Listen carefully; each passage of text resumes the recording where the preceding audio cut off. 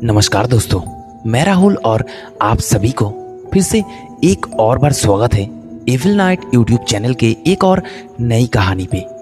दोस्तों, आज की कहानी बेहद डरावनी होने वाला है, इसलिए कहानी को अंत तक जरूर सुने। दोस्तों, कहानी शुरू करने से पहले मैं आप सबसे बस एक ही बात कहना चाहूँगा कि अगर आपने अभी तक हमारे चैनल को सब्सक्राइब नहीं किए तो जल्दी से चैनल को सब्सक्राइब करके साइड वाले बेल आइकन को ऑल कर दीजिए। तो दोस्तों, चलिए बिना टाइम बर्बाद किए बढ़ते हैं सीधे आज की कहानी की ओर। जल्दी जल्दी अपने हेडफोन्स को लगाए और शुरू हो जाए मेरे यानी राहुल के साथ।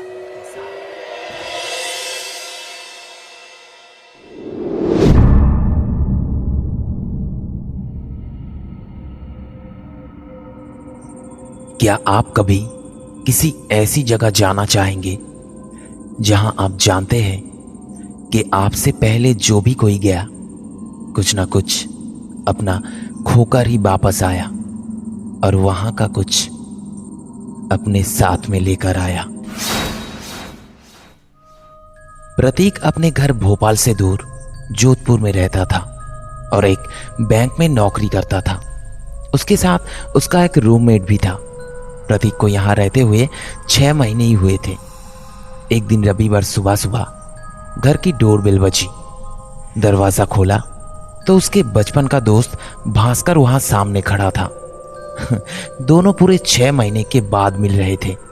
सारा दिन बातों बातों में कैसे निकल गया पता ही नहीं चला। रात को महफिल सजी तो प्रतीक ने अपने दोस्त भास्कर को उसके घर से ही दिखाई देने वाली उस हॉन्टेड हाउस के बारे में बताया। भास्कर को इन बातों पर विश्वास नहीं था। उसने प्रतीक की बातों को मजाक में उड़ा दिया तो प्रतीक ने भी पलटकर उसे एक चैलेंज दिया, उस घर के अंदर जाकर अपनी एक सेल्फी खींचकर लाने की। भास्कर भूत प्रेत या ऐसी चीजों में विश्वास नहीं करता था, इसलिए तुरंत घर से निकलकर वहां पहुंचा। तकरीबन उसे सिर्फ 2 मिनट ही लगे होंगे। उस खंडर बन चुके घर में एक अजीब सा सुकून तो था, लेकिन साथ ही खाली पड़े उस खंडर में कई आवाजें भी आ रही थी। भास्कर भी जानता था कि ये एक पुरानी खाली बिल्डिंग है और ऐसा रेगिस्तान इलाका है तो यहां हवा से ऐसी आवाजें जरूर होती होंगी। वही अंदर अंधेरे में फ्लैश ऑन करके उन्हीं आवाजों के बीच अंधेरे में भास्कर ने अपनी एक सेल्फी खींची और तुरंत प्रतीक को फोन किया। फोन उठा तो सही, हेलो, पर उधर से आवाज साफ नहीं आ रही थी। क्यों बे फट्टू? भास्कर ने बोलने की कोशिश की, अरे सुनना। और जब सामने से कोई रिस्पॉन्स ही नहीं आ रहा था तो उसने फोन को डिस्कनेक्ट कर दिया। भास्कर वहां से बाहर निकलने के लिए जैसे ही पलटा तो किसी ने उसे पीछे से हल्का सा एक धक्का दिया। भास्कर ने पलट कर देखा तो वहां कोई नहीं था। भास्कर ने तुरंत ही वहां से बाहर चला आया और घर पहुंचकर उसने अपनी बहादुरी दिखाते हुए प्रतीक को कहा, क्यों बे? हाँ, फोन उठा के बोला क्यों नहीं कुछ? मैं हेलो हेलो बस करता रहा। प्रतीक ने चौंकते हुए कहा, क्या बकवास कर रहा है तू? किसको फोन किया था तूने? भास्कर ने इस बार हंसते हुए कहा, मुझे पहले से ही पता था कि तू ऐसे ही झूठ बोलेगा, इसलिए तो मैंने कॉल पे रिकॉर्डर इंस्टॉल करके रखा था। ये ले, सुन के देख। और कॉल रिकॉर्डिंग जब चली तो तीनों ने सिर्फ भास्कर की नहीं बल्कि उसके साथ कई और आवाजें भी सुनी। हेलो हेलो हेलो प्रतीक, क्यों बे फट्टू? अरे सुन, हेलो, अरे सुनना, सुनाई दे रही आवाज तुझे? भास्कर की इस आवाज के बाद ही एक आवाज और थी जो उसकी नहीं थी। अच्छा नहीं किया यहाँ आके। भास्कर, प्रतीक और उसका रूममेट तीनों ने अपनी कानों से ये आवाज सुनी और तीनों के लिए इस पर यकीन कर पाना काफी मुश्किल था। भास्कर ने तुरंत अपने फोन की गैलरी में जाकर अपनी क्लिक की हुई सेल्फी देखी।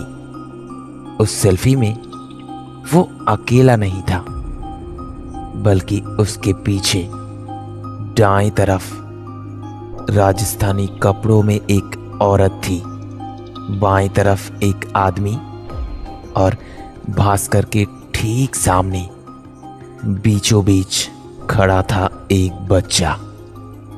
उन तीनों के चेहरे पर ना तो कोई हंसी थी और ना ही गम, कुछ था तो सिर्फ गुस्सा।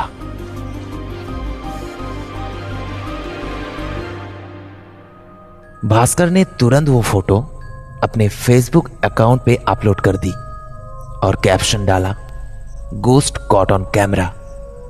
तीनों को बस एक ही बात का सुकून था कि भास्कर सही सलामत वापस आ गया था और वो भूत वही अपनी जगह पे थे। उस रात के उस घटना के बाद तीनों अपने अपने बिस्तर पे जाकर सो गए और ठीक 1 घंटा बाद भास्कर की नींद टूटी क्योंकि उसे प्यास लगी थी। भास्कर पानी पीने उठा तो उसने अपना फेसबुक दोबारा चेक किया तो उस फोटो पे करीबन 500 लाइक्स थे और लगभग उतने ही लोगों ने उस पिक्चर को शेयर भी किया था। लेकिन इस बार उस तस्वीर में वो औरत बच्चे की जगह बीच में खड़ी थी, वो आदमी औरत की जगह और उसके दाएं तरफ वो बच्चा था। भास्कर के हाथ पांव डर से कांप रहे थे। वो जोधपुर के ठंड में भी पसीने से दरबदर हो जा रहा था कि तभी घर की डोरबेल बजी। रात के 2 बजे कौन आया होगा? भास्कर पानी पीने के लिए उठा हुआ ही था और दरवाजे के एकदम नजदीक भी था, इसलिए दरवाजे तक गया और आई हॉल से झांका। बाहर का नजारा देखकर उसकी हालत और भी खराब हो गई। वो औरत, वो बच्चा और वो आदमी तीनों दरवाजे के बाहर खड़ी थी।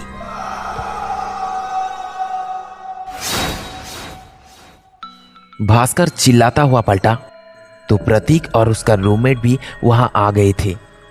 भास्कर ने उन्हें पूरी बात बताई। सबने डरे डरे आई हॉल से बाहर झांक के देखा तो बाहर कोई नहीं था। प्रतीक ने भास्कर के बार बार मना करने के बावजूद दरवाजे को खोलकर भी देखा, पर दरवाजे के बाहर कोई नहीं था। भास्कर के बार बार कहने पर प्रतीक ने फेसबुक भी खोलकर वो पिक्चर्स चेक करी तो वो पिक्चर्स ठीक वैसी थी जैसी भास्कर के फोन पर ली गई थी, ना कि वैसी जो भास्कर देख पा रहा था। प्रतीक भास्कर को समझा बुझाकर अंदर ले गया और कहा कि तू थोड़ा सा डर गया है, तू आराम करेगा तो तेरे दिमाग से ये सारी चीजें निकल जाएंगी। किसी तरह भास्कर सो तो गया, लेकिन उसकी नींद एक बार फिर एक आवाज से खुली। आंख खुली तो भास्कर की हालत एक बार फिर उस ठंड में भी पसीने से भरी हुई थी। उसके हाथ पैर कांप रहे थे क्योंकि ये खटखटाने की आवाज उसकी सामने वाली खिड़की पे थी और खटखटाने वाले वही बच्चा, औरत और वो आदमी। भास्कर प्रतीक को जगाने को पलटा तो देखा वो तीनों वहां बिस्तर पर लेटे हुए हैं। वापस खिड़की पर देखा तो प्रतीक खिड़की पे शीशे को खटखटा रहा था। वापस बिस्तर की तरफ देखा तो प्रतीक वहां लेटा हुआ था। वापस खिड़की पे देखा तो पूरी फैमिली वहीं खड़ी थी। भारी सांसें लेते हुए भास्कर की आंख खुली और वो अपनी नींद से जागा।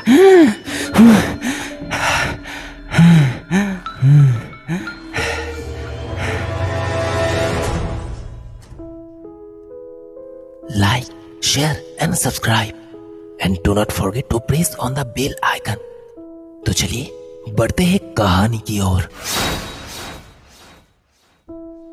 भास्कर अपने दोस्त प्रतीक के पास जोधपुर गया तो वहां भास्कर को भूतिया हवेली में जाने का एक डेयर मिला। वहां उसने एक सेल्फी खींची थी और बाद में जब घर आकर सेल्फी देखी तो उसमें 3 लोग और थे। वही 3 लोग भास्कर को वापस प्रतीक के फ्लैट में भी दिखे। डर के मारे जैसे ही वो उठ के बैठा तो पता चला कि ये कुछ और नहीं, बस उसका एक बुरा सपना था। भास्कर की सांस में सांस आई। उसे प्यास लगी थी तो उठ के पानी पीने गया और देखा कि प्रतीक का रूममेट बाहर वाले कमरे में सो रहा था। भास्कर पानी पीकर वापस लौटा और लौटते के साथ ही उसकी आंख लग गई। इस बार उसने दोबारा एक सपना देखा जिसमें वो वापस उसी जगह खड़ा था जहां उस भूतिया हवेली में किसी ने पीछे से उसे धक्का दिया था। वैसी ही आवाजें उस अंधेरे में उसे एक बार फिर सुनाई दे रही थी। सर्द हवाएं बड़ी जोर से चली जा रही थी, जैसे उसे पता था कि आगे क्या होने वाला है। उसे पीछे से किसी ने धक्का दिया। धक्का लगते के साथ ही वो पलटा तो उसके शरीर का सारा खून जम चुका था, क्योंकि उसे धक्का देने वाला कोई और नहीं बल्कि प्रतीक का रूममेट था। भास्कर एक बार फिर घबरा के नींद से जागा। सांस में सांस आते ही इस बार उसने प्रतीक को जगाया। प्रतीक उठा तो भास्कर ने बताया कि उसने पहले एक सपना देखा था जिसमें उसने उस परिवार के 3 लोगों को वहां देखा और जब दोबारा सोने गया तो प्रतीक के रूममेट को उसी हवेली में उसे धक्का देते हुए देखा। प्रतीक चीढ़ते हुए उठा और बाहर के कमरे की ओर इशारा करके बोला, कहाँ है भाई मेरा रूममेट? कौन है मेरा रूममेट? मैं अकेला रहता हूँ इस घर में। तू ही बता मुझे, तू जब से यहाँ आया है मेरे रूममेट ने तुझसे कुछ कहा? तूने उससे कोई बात की? यहाँ जब ऐसा कुछ है ही नहीं तो मेरा रूममेट आएगा कहाँ से? प्रतीक की बातें सुनकर भास्कर के चेहरे का रंग बदल चुका था। उसका पूरा शरीर डर से कांप रहा था और गले से आवाज नहीं निकल पा रही थी। भास्कर की ऐसी हालत देखकर प्रतीक ने कहा, चल भाई, ये सब कुछ जहां से शुरू हुआ है वहीं पर खत्म करके आएंगे। तू मेरे साथ चल बस।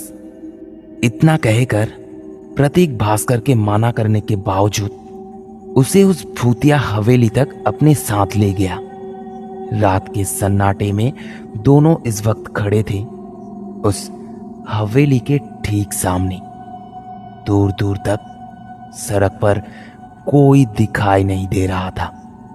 प्रतीक ने उस हवेली के सामने भास्कर के हाथ को पकड़ा और बोलना शुरू किया।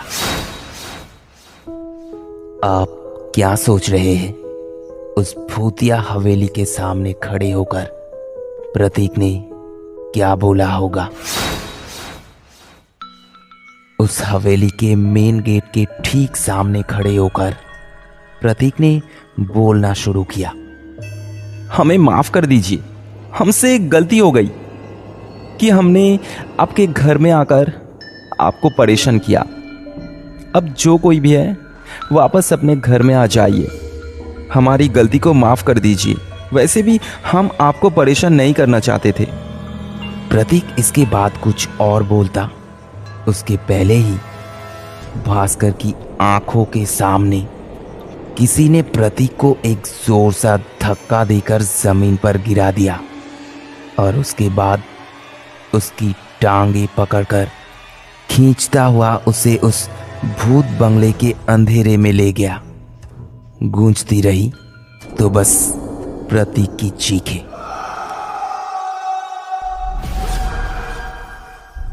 भास्कर को कुछ समझ नहीं आ रहा था कि वो क्या करे, पर अपनी जान बचाने के चक्कर में वो दौड़ता हुआ वापस अपने घर आ गया।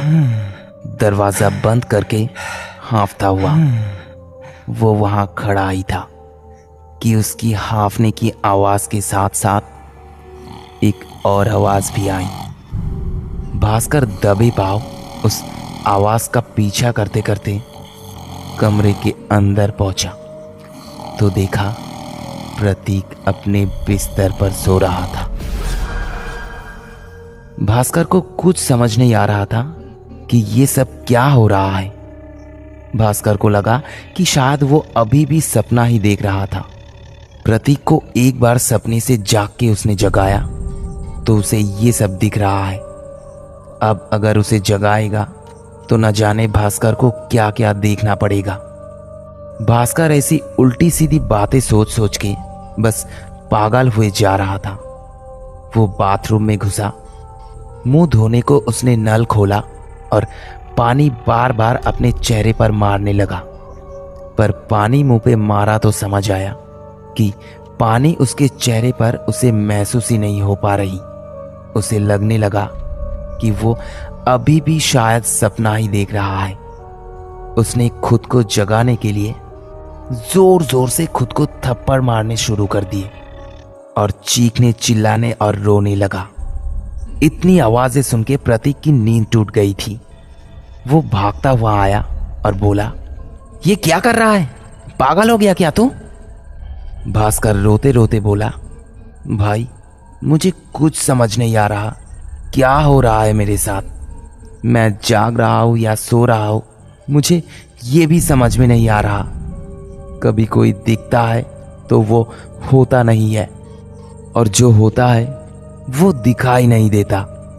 मैं पागल हो जा रहा हूं, मैं पागल हो जा रहा हूं, मैं पागल हो जा रहा हूं। प्रतीक ने भास्कर को ऐसे कभी नहीं देखा था। उसने बड़े प्यार से उसे समझाया, तू भी ना यार, बिल्कुल पागल है, कुछ नहीं हुआ है, तू सपना देखा है, थोड़ा कंफ्यूज्ड है बस। पता है मैं भी ऐसे ही कंफ्यूज्ड हो गया था जब मैं ना उस भूत बंगले से एक बार घूम कर आया था। ऐसे ही पागलपन में थोड़ी देर बाद तू भी अपनी गलाए की नसें काट लेगा जैसे मैंने काट ली थी। और उसके बाद सब ठीक हो जाएगा।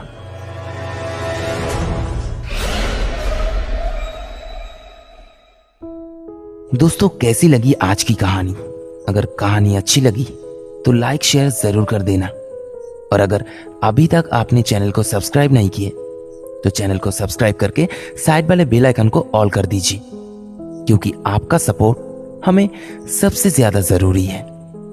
तो चलिए आज के लिए यहीं पे खत्म करते हैं, फिर आएंगे आपके लिए ऐसा ही एक और नई कहानी लेकर।